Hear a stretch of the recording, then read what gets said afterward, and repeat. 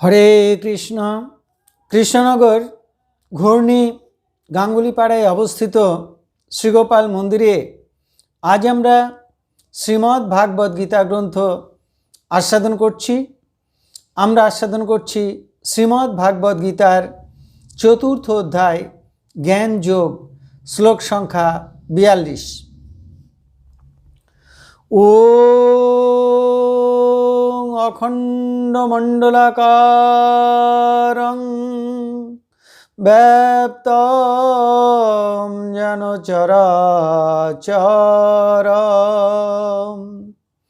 তৎপদং দর্শিতং যেন তস্मै শ্রী গুরুবে নমঃ। ওং নমো ব্রহ্মণ্য দেবায় গো ব্রাহ্মণ হিতায় চ জগদ্ধিতায় কৃষ্ণায় গোবিন্দায় নমো নমঃ। ওং নারায়ণং নমস্কৃত্যং নরং চৈব নরোত্তমং দেবীং সরস্বতীং ব্যাসং তত জয়মুদীরয়েৎ। মূকং করোতি বাচালং পঙ্গুং লঙ্ঘয়তে গিরিম যৎকৃপাতমহং বন্দে পরমানন্দমাধবম। ওং সর্বমঙ্গলমঙ্গলে শিবে সর্বার্থসাধিকে শরণ্যে ত্র্যম্বকে গৌরী নারায়ণী নমস্তুতে। হরি ওং তৎসৎ, হরি ওং তৎসৎ, হরি ওং তৎসৎ। কৃষ্ণনগর ঘূর্ণি গাঙ্গুলিপাড়ায় অবস্থিত শ্রীগোপাল মন্দিরে আজ আমরা শ্রীমদ্ ভাগবত গীতা গ্রন্থ আস্বাদন করছি। আমরা আস্বাদন করছি শ্রীমদ্ ভাগবত গীতার চতুর্থ অধ্যায় জ্ঞান যোগ, শ্লোক সংখ্যা 42। তস্মাৎ অজ্ঞান সম্ভূতং হৃতস্থং জ্ঞানাসীনাৎ মনঃ চিত্তা এইনং সংশয়ং যোগম আতিষ্ঠ উত্তিষ্ঠ ভারত। এখন আমরা এই শ্লোকটির অন্তর্গত শব্দগুলির অর্থ জেনে নেব। ভারত, হে ভরত বংশধর অর্জুন, তস্মাৎ সেই হেতু, আত্মনঃ নিজের, অজ্ঞান সম্ভূতং অজ্ঞান থেকে উৎপন্ন, হৃদস্থম হৃদয়ে অবস্থিত, এনম সংশয়ম এই সংশয়কে, জ্ঞানাসীনা আত্মজ্ঞানরূপ খড়গের দ্বারা, ছিত্ত্বা ছেদন করে, যোগং আতিষ্ঠ কর্মযোগ অবলম্বন করো, উত্তিষ্ঠ ওঠো। তাহলে এই শ্লোকটির বঙ্গানুবাদ কি দাঁড়ালো?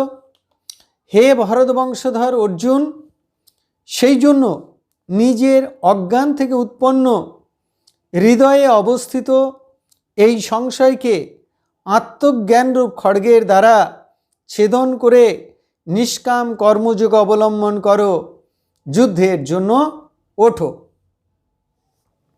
এখন আমরা এই শ্লোকটির অন্তর্নিহিত ভাব আস্বাদন করব। এই যে চতুর্থ অধ্যায় জ্ঞানযোগ, এই জ্ঞানযোগের এই 41 এবং 42 সংখ্যক শ্লোক, এই দুটি শ্লোক হচ্ছে এই অধ্যায়ের শেষ দুটি শ্লোক। এই সমগ্র অধ্যায়ের উপসংহার শ্লোক। এতে এই সমগ্র অধ্যায়ের সম্পর্কে একটা সার সিদ্ধান্তে আসা হচ্ছে। ভগবান বলছেন যে মানুষের সংশয় উৎপন্ন হয় হৃদয় বুদ্ধিতে, সংশয় উৎপন্ন হয় অজ্ঞান থেকে, অবিদ্যা থেকে।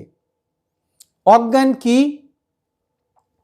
আমার সংসার, আমার ছেলে, আমার মেয়ে, আমার গাড়ি, আমার বাড়ি, আমার সম্পত্তি, এই হলো অজ্ঞান। জড় বিনশ্বর দেহটাকে আত্মা বলে ভাবা, আমার বলে ভাবা, ভগবানকে ভুলে ভোগে সুখে মগ্ন থাকা, এই হলো অবিদ্যা, মায়া। এই অজ্ঞান, অবিদ্যা বা মায়া থেকেই সংশয় উৎপন্ন হয়। এই অবিদ্যা বা মায়া জীবকে ভগবানের থেকে দূরে সরিয়ে রাখে, ভগবানকে বুঝতে দেয় না, জানতে দেয় না, ভোগে সুখে মগ্ন করে রাখে। যেগুলো আমার নয়, সেই বিনশ্বর দেহ, জড়বস্তু, ধন সম্পদ, গাড়ি বাড়ি, আত্মীয় পরিজন, এগুলোকে সব আমার বলে ভাবায়। এই জন্য এগুলো হলো অজ্ঞান, অবিদ্যা বা মায়া।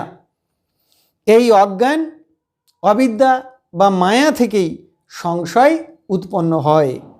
সংশয়টা কি? আত্মবিষয়ক সংশয় হলো ভগবান বলে সত্য সত্য কেউ আছেন কি না, আত্মা বলে সত্যিকারে কিছু আছে কি, শাস্ত্রে যে কথাগুলি বলছে সে কথাগুলি সত্য না মিথ্যা, আমি একা না আমি বহু, ইত্যাদি। এগুলো হলো আত্মা বিষয়ক সংশয়। এছাড়াও মানুষের ভাবনা চিন্তায় হাজারো রকমের সংশয় দেখা দেয়। এটা খাওয়া ঠিক হবে কি না, ওটা করা ঠিক হবে কি না, ওখানে যাওয়া ঠিক হবে কি না, ইত্যাদি। এই সংশয়গুলির জন্য মানুষ ভজন সাধনে একাগ্র হতে পারে না। এই সংশয়গ্রস্ত ব্যক্তিদের বিবেক বৈরাগ্যের বড় অভাব, দৃঢ়তার বড় অভাব, ভক্তির এবং জ্ঞানের অভাব। এই সংশয়গুলি ছেদন করতে হবে কিসের দ্বারা? আত্মজ্ঞানরূপ খড়গের দ্বারা, আত্মজ্ঞানরূপ অসির দ্বারা। এই আত্মজ্ঞান আছে কোথায়? এই আত্মজ্ঞান আছে নিজের আত্মায়, পরমাত্মায় বা ভগবানে। আর সেই জ্ঞান আত্মার নিজস্ব ধর্ম, স্বতঃসিদ্ধ বহিরাগত জ্ঞান নয়। এই জ্ঞান লাভ করবার জন্য তত্ত্বজ্ঞানী মহাপুরুষ, সাধুগুরু বৈষ্ণব, সদ্গুরুর কাছে যেতে হয়। তাদের চরণে দণ্ডবত প্রণাম করতে হয়, প্রশ্ন জিজ্ঞাসা করতে হয়, তাদের সেবা করতে হয়। তাদের থেকে প্রাপ্ত উপদেশ অনুসারে শ্রদ্ধার সঙ্গে, ভক্তির সঙ্গে, একান্ত নিষ্ঠার সঙ্গে ইন্দ্রিয়গুলি সংযত করে ভজন সাধন তপস্যা করতে হয়, তবে সেই আত্মজ্ঞান লাভ হয়। আত্মজ্ঞান লাভ করতে হলে দেহ, মন বা বুদ্ধির শরণ নিলে হবে না। মন বুদ্ধির স্তর আত্মার নিচে। আত্মা দেহ, মন এবং বুদ্ধির অতীত। তাই আত্মজ্ঞান লাভ করতে হলে আত্মার, পরমাত্মার বা ভগবানের চরণে শরণ নিতে হবে, ভগবানের নাম করতে হবে, ভজন পূজন সাধন তপস্যা করতে হবে। তাহলে ভগবানের কৃপায়, পরমাত্মার কৃপায় মায়ার আবরণ দূর হবে, অজ্ঞান অবিদ্যা দূর হবে, আত্মজ্ঞান প্রকাশিত হবে, আত্মা পরমাত্মার দর্শন হবে, জীব আত্মার সাথে পরমাত্মার মিলন হবে। তখন আত্মা বিষয়ক, ভগবান বিষয়ক সকল প্রকার সংশয় সন্দেহ দূর হবে। অজ্ঞান অবিদ্যা নিজের মনের মধ্যে, নিজের বুদ্ধিতে উৎপন্ন হয়। আত্মজ্ঞান নিজের আত্মাতেই লাভ হয়। তাই নিজের আত্মজ্ঞান দ্বারা নিজের সংশয় নিজেই খণ্ডন করতে হবে। তত্ত্বজ্ঞানী মহাপুরুষ, সদ্গুরু বা ভগবানের কৃপা হলে সহজে মানুষের আত্মজ্ঞান লাভ হয়, সংশয় দূর হয়। ভগবান এই শ্লোকে অর্জুনকে যেন বিশেষভাবে বললেন যে, হে অর্জুন, তোমার মধ্যেও তো কিছু সংশয় আছে। এই আত্মীয়বদ্রূপ হিংসাত্মক যুদ্ধ কার্যটি করা ঠিক হবে কি না, আত্মীয় এবং গুরুজনদের বধ করে তাদের রক্তমাখা ধন সম্পদ ভোগ করা ঠিক হবে কি না, কর্ম করেও কি কর্মের বন্ধন থেকে মুক্ত হওয়া যায়, ইত্যাদি। হে অর্জুন, এখন তুমি শোনো। মানুষ যখন আত্মজ্ঞান লাভ করে তখন তার আত্মা বিষয়ক সকল সংশয় ছিন্ন হয়ে যায়। তখন সে সর্বময় এক ব্রহ্মকে, এক ভগবানকে দর্শন করে। সে তখন বোঝে আত্মা অবিনাশী, অবিকারী, আত্মার জন্ম নেই, আত্মার মৃত্যু নেই, ক্ষুধা নেই, তৃষ্ণা নেই, আত্মা অক্ষয়, অব্যয়, শাশ্বত, সত্য। সেই আত্মা নিজে মরে না, কাউকে মারেও না। তখন সে এটি বোঝে যে কর্ম আমার নয়, কর্ম ভগবানের। কর্ম আমি করি না, ভগবান করেন। কর্মের ফলও আমার নয়, ভগবানের। তখন তারা শুধুমাত্র কর্তব্য বোধে কর্ম করেন। কর্মের ভালো মন্দ, পাপ পুণ্য, জ্ঞান অজ্ঞান, সিদ্ধি অসিদ্ধি, ধর্ম অধর্ম সব কিছু সমান মনে করেন। তারা নিষ্কামভাবে কর্তব্য বোধে ভগবানের প্রীতির নিমিত্ত কর্ম করেন। এইভাবে কর্ম করলে তিনি সকল কর্মের বন্ধন থেকে মুক্ত হয়ে যান। হে অর্জুন, তুমিও আত্মজ্ঞানরূপ অসির দ্বারা সমস্ত সংশয় ছিন্ন করো। আমার উপরে সমস্ত কর্ম এবং সমস্ত কর্মের ফল সমর্পণ করে নিষ্কামভাবে যুদ্ধ করো। ওঠো, ক্লীবের মতো, কাপুরুষের মতো কাতর হয়ে বসে থেকো না, কর্তব্য কর্ম পালন করো।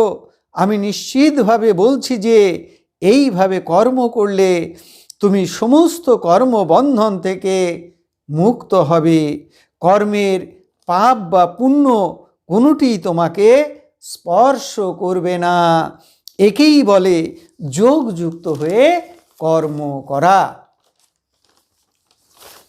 এতক্ষণ আমরা শ্রীমদ্ ভাগবত গীতার 4th অধ্যায়ের অর্থাৎ জ্ঞান যোগের 42 সংখ্যক শ্লোকটি আস্বাদন করলাম। আমি শ্লোকটি আরও একবার পড়ছি, তাহলে এর অর্থগুলো আমাদের হৃদয়ে আরও সুন্দরভাবে পরিস্ফুট হবে। তস্মাৎ অজ্ঞান সম্ভূতং হৃতস্থং জ্ঞানাশিনত মনঃ চিত্তা এইনং সংশয়ং যোগম আতিষ্ঠ উত্তিষ্ঠ ভারত। অর্থাৎ হে ভরতবংশধর অর্জুন, সেই জন্য নিজের অজ্ঞান থেকে উৎপন্ন হৃদয়ে অবস্থিত এই সংশয়কে আত্মজ্ঞানরূপ খড়গের দ্বারা ছেদন করে নিষ্কাম কর্মযোগ অবলম্বন করো, যুদ্ধের জন্য ওঠো। এখন আমরা শ্রীমদ্ ভাগবত গীতার মাহাত্ম্য পাঠ করব। শ্রী ভগবান উবাচ গীতা মে হৃদয়ং পার্থ গীতা মে সারমুত্তমম গীতা মে জ্ঞানমত্তগ্রং গীতা মে জ্ঞানমব্যয়ম গীতা মে চ উত্তমম স্থানম গীতা মে পরমম পদম গীতা মে পরমং গুহ্যং গীতা মে পরমো গুরুঃ গীতাশ্রয়ে অহং তিষ্ঠামি গীতা জ্ঞানং সমাশ্রিতং ত্রিলোকিং পালয়ামি অহম গীতা নামানি বক্ষ্যামি গুহ্যানি শৃণু পাণ্ডব কীর্তনাৎ সর্ব পাপানি বিলয়ং জানতি তৎক্ষণাৎ। গঙ্গা, গীতা চ সাবিত্রী, সীতা, সত্তা, পতিব্রতা, ব্রহ্মাবলী, ব্রহ্মবিদ্যা, ত্রিসন্ধ্যা, মুক্তিগেহিনী, অর্ধমাত্রা, চিদানন্দা, ভবগ্নি, ভ্রান্তিনাশিনী, বেদত্রয়ী, পরানন্দা, তত্ত্বার্থ জ্ঞান মঞ্জরি।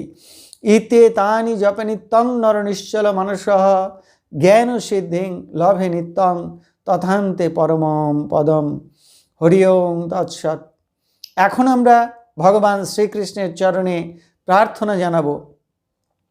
হে কৃষ্ণ কৃপা সিন্ধু, এই নাও তুমি আমার দেহ, এই নাও তুমি আমার মন, এই নাও তুমি আমার প্রাণ, এই নাও তুমি আমার আত্মা, এই নাও তুমি আমার জীবন যৌবন যথা সর্বস্ব। হে কৃষ্ণ কৃপা সিন্ধু, এই নাও তুমি আমার ভালো, এই নাও তুমি আমার মন্দ, এই নাও তুমি আমার পাপ, এই নাও তুমি আমার পুণ্য, আমার যা কিছু সকল গ্রহণ করো। হে কৃষ্ণ কৃপা সিন্ধু, তুমি পিতা, তুমি মাতা, তুমি আমার পুত্র, তুমি আমার কন্যা, তুমি স্থাবর জঙ্গম কীট পতঙ্গ লতাপাতা, রূপে রূপে প্রতিরূপে তুমি বিরাজিত। তুমি ব্যতীত এই ত্রিভুবনে আর কিছু নেই। হে কৃষ্ণ কৃপা সিন্ধু, তোমার আতুল চরণে শুদ্ধা ভক্তি দাও, ব্রহ্ম জ্ঞান দাও। তুমি আমাদের সকলের কল্যাণ করো, মঙ্গল করো। আপনারা সকলে ভালো থাকুন, সুস্থ থাকুন, আনন্দে থাকুন। হরে কৃষ্ণ।